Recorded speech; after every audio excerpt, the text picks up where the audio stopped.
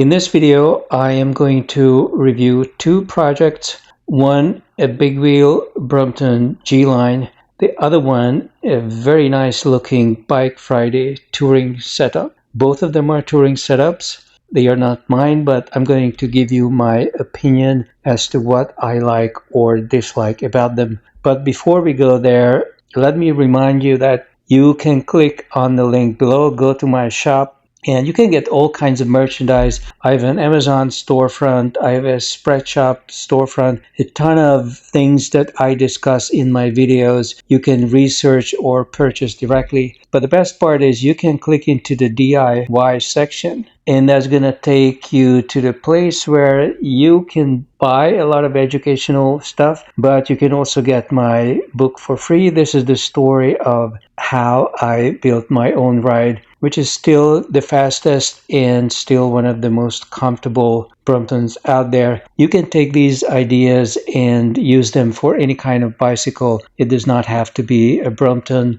or even a small wheel bike. So this is some useful information you can get for free. And now back to the topic. This bike was submitted by somebody from the Netherlands, and this is obviously a G-Line. As I have mentioned before, I'm not crazy about the G-Line. I think the design has been twisted. It doesn't look nearly as good as the original. I don't like the front fork, which is made of aluminum. It's so weak that it doesn't even handle a motor. This, by the way, is an electric version of it, I believe. In any case, it is a touring setup. And you can see this bike was built for touring at long distances. So we're going to see how this is going to fare. It does have big wide tires and hydraulic disc brakes, which I do approve of. I think it's really good. What I like just by looking at this is that partly there are so many levels of the handlebar. You can hold onto it here and it's already a riser bar. Plus you have the bar ends. That's really cool. It has a rear view mirror. So important. And there's lots of luggage space here. This is definitely the electric version because I see the readout here. So part of the bag is going to be taken up by the battery, but there is enough space in these bags for at least a long weekend. You can really travel pretty far on them. And I like the way the bags are suspended in the rear. If you were just to put a standard Brompton bag or box onto the rear carrier, it would be too close to your feet and you would be kicking them. But this way, as I see the pedal folding, even if you have a big foot, you're not going to kick this. So this is going to be very comfortable, and I love the seat. This was one of my own seats as well. This is probably the best seat that Brooks makes. If you're not going to go with a suspension seat post, which is not possible because of this attachment here, then this is the most comfortable thing you can get. I will say more about this as we go on. Here is the steering column and the handlebar assembly. As you can see, there's not much space on it. He added an extra handlebar extension, which I think is badly needed. And the front shifter, because he converted it to be a rear and front shifted bike with an amazing range. So the front shifter you can only reach if you remove your hand from the right grip and you reach over here. So that might be a little bit of an inconvenience. Maybe I would have put the shifter over here because it can be squeezed in.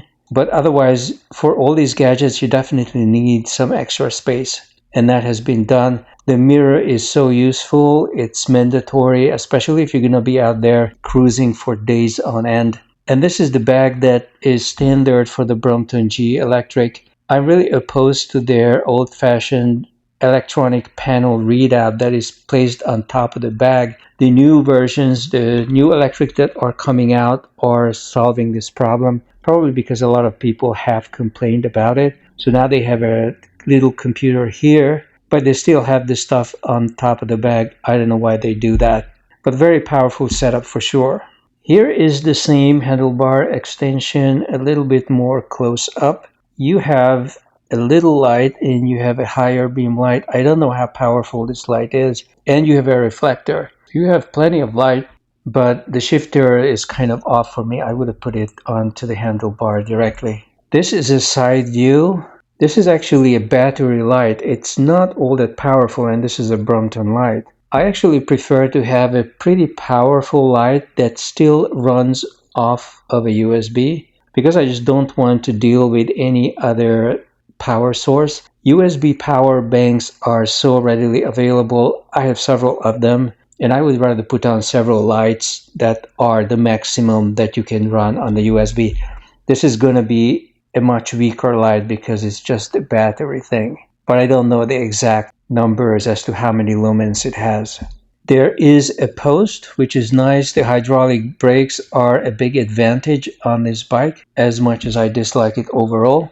But you can park it this way without having to fold the frame, which is probably going to be most cases because I don't think you want to fold this frame too much with all the equipment and bags added, except if you are on a tour and once you're in the hotel room or inside the tent, even in the tent, probably, I mean, maybe you would want to fold it there, but then you would remove all of the bags and then you could fold it. Here is the original bag. As you can see, you hardly have any control or information. It does not give you the exact speed. It doesn't give you any speed, really. It tells you how much battery life you have, and you have, I believe, 3 levels of electric support to choose from, the maximum being only 250 watt. This is the bag attachment close up. I love it. The way it's attached, it's very secure, and you're not kicking it, and you have plenty of space. You could probably add even something on top here if you needed more space. And of course, my most favorite leather saddle from Brooks.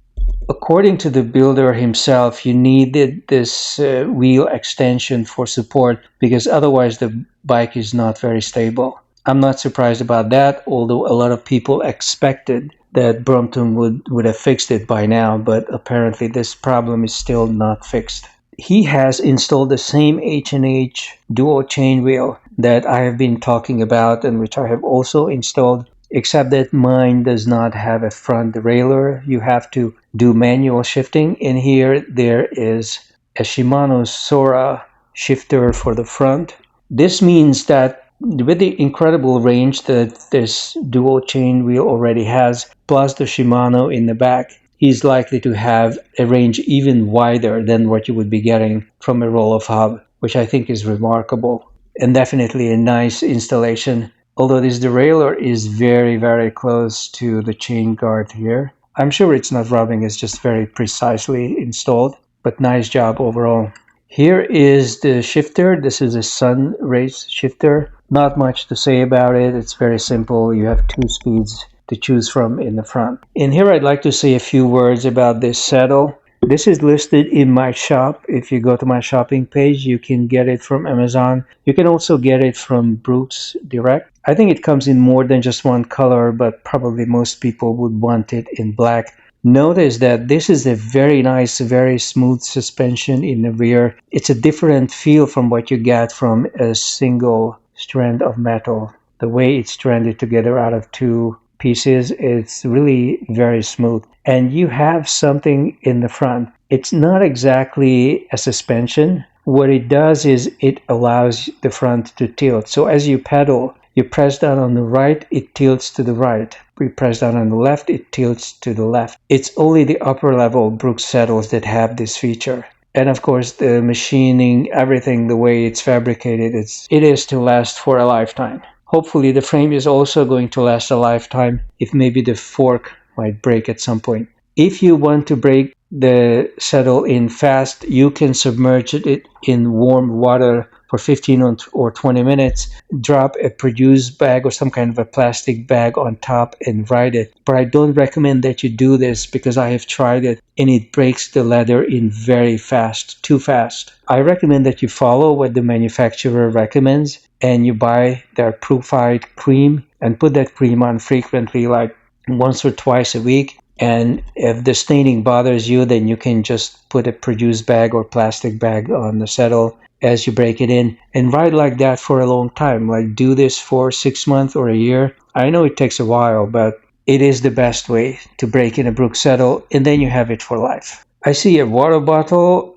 I'm not crazy about water bottles. I think they are heavy, and I'd rather just stop to drink maybe once every 4 hours. I don't really care about drinking all that much. but this is the installation. You can see how curvy this new stem is because that's the only way they could manage the fold. Here is the front wheel. I think this is some kind of a tool set attached to it. I don't know what this is. Probably it's a tool set. And the tires I do like. It's a Schwalbe, it's bumpy, and you do get a mud guard as well. These mud guards seem to be plastic, but they look a lot better than the cheap looking aluminum silver things that are sold with the smaller Bromptons. Here is the bike folded. Once you remove the bags, you can fold it pretty small. I don't think anybody would want to get on public transportation with all these bags, so this is going to be mostly for storage. If you go into a restaurant or into a hotel, then this would be your setup. Very nice. And I noticed that he turned the seat the opposite way around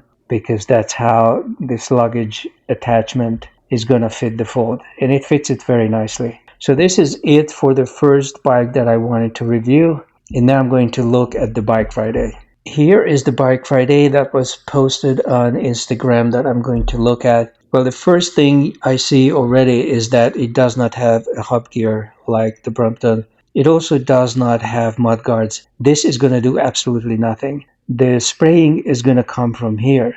So if you sit up here, you're going to be covered with spray up to your neck. This might disrupt 10% of the spray coming at you. So I don't think that's a good thing. And I would much prefer a hub gear set just for, especially if you're going to be using it for touring, to not have too many problems with it. Some people like the derailleur because if you do have a problem, it's much easier to fix it. It's also easier to remove the rear wheel and fix a flat, for example. Whereas with the hub gear, you have to remove a cable attachment that is attached to the hub. So understandably, some people do prefer the derailleur. There is a set of disc brakes, but the brakes are mechanical. You can see the little bit the wire here. The paint job is really nice. I like the chain wheel, the paint job. There is no chain guard on the chain wheel, but then what the Brompton has is an aftermarket piece. Same thing with the saddle. This is like a narrow saddle. I would upgrade it the same way that the other one had been upgraded, or maybe even put on a suspension seat post.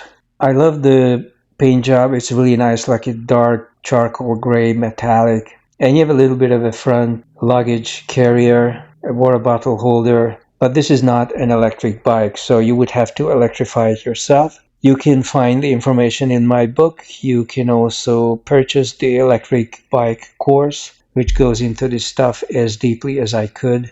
Otherwise, it's very similar to the Brompton. There is more space on the handlebar, probably because it's a straight bar, and this post comes up farther, so you don't need a riser bar, and that gives you more space. I think that's a big plus with the Bike Friday. This is how it looks folded up. Obviously, it's not as compact as the Brompton. It was not built for that, but it is still good enough to be packed into a car, to fit in a tent, in a hotel room, wherever you are going. The tire that it comes with, I'm not familiar with. This is not a Schwalbe, but it is really bumpy. It is more of an off-road ride than the Brompton. And there is this weird thing, the way the front carrier is attached. I don't know what this is. If anybody knows what this is, please comment below. I can see that you can unscrew this and then there's an opening and you can probably just remove the front carrier, but I don't see why that is necessary. We can probably just unscrew the attachment. So I don't know what this is. I think this is a very nice chain wheel, a nice crank. Above all, a really nice metallic paint job that I really like. But there is no chain guard, which I like to have. They do make a difference. The logo, I'm thinking about the logo Kinetics is putting onto its bikes in Scotland, and it's really an awful looking logo, but this is pretty. This is like a small company paying attention and creating something nice to put on. And here is the front carrier. You could remove the carrier just by loosening these lugs, so I'm not sure what this is doing in the front. You have enough space to put a fairly big bag up here, but it cannot be very wide. It's probably going to be the same solution as we saw in the rear on the Brompton. Like you want to hang stuff on the two sides. You could probably attach two bags to hang on the side, and that would lower the center of gravity as well, which is good. This was apparently a bike custom built for a shop in Oregon, which is where Bike Friday is located. I don't know if they just did this one piece or maybe a number of them, but this is probably just a custom configuration of their touring bike, which, by the way, I have endorsed on this channel and have featured in previous videos as well. You get a water bottle holder and a rim set that is not too wide. The tires are pretty wide. They look like they could be a little bit wider than 2 inches, maybe 2.25. Nice brakes and nice shifter as well. Looks better than the Brompton. The grips are the same, but they are not high grip. I do prefer high grip grips for a touring configuration because they are just more comfortable and you want to switch your hand position around as you ride anyway. And here's a close-up of the drivetrain. Nice cabling. I don't know how expensive this Shimano setup is, but it does not look basic. It looks pretty good. You have lots of lower gears. So this is basically for climbing and average speed, not so much to go really fast on the downhill. I don't think you can get this up beyond 25, maybe 27 an hour on the downhill. The brakes are disc, but they are mechanical. You can see that here. Now with Bike Friday, you are placing your order, talking directly to the people who are going to make the bike. So if you want a hydraulic brake, I'm sure they can do that. Nice pedals for comfort and for long rides for sure. And I like the crank as well. I've not seen this kind of crank. This is probably for touring setups. This is actually a pretty good seat, but it's just too narrow. So I would not use it for touring. Here is the front. I love the paint job. This metallic dark gray looks really good. And the handlebar has so much space on it. You could pack a ton. The tire close up and some details. Really nicely done. A very nice build. The crank, which I believe is, you can see it here. It's a 48 tooth. So it's not a small crank, but it's definitely not for earth-shaking speeds either. So maybe you'll go maximum 25 an hour on a good day. And this is the whole bike, the last picture they have posted. A very nice bicycle overall. As you know, I am partial to Bike Friday for touring over the Brompton. I don't like the way the Brompton looks. I don't like the paint job. I don't like the front fork. This is steel. It's not an aluminum fork. It's steel. But obviously, I would want to add normal mud guards, which would be another 150 to 200, not plastic, but like a really nice wooden custom mudguard job from Etsy, one of those dealers. And I would replace definitely the saddle would have to be much wider and possibly even a suspension seat post as well. But this is the better looking bike, perhaps less fully configured, also not electric. But then again, if I did the electric on it, I would put the motor to the front, the batteries up here in the front. So the weight would be pretty even. I'm sitting in the rear and all of the weight of the electric kit would fall into the front. This is it for my review. Please post your comments below and I'm curious as to what you think. And don't forget to check out the shop as well. I'll be back.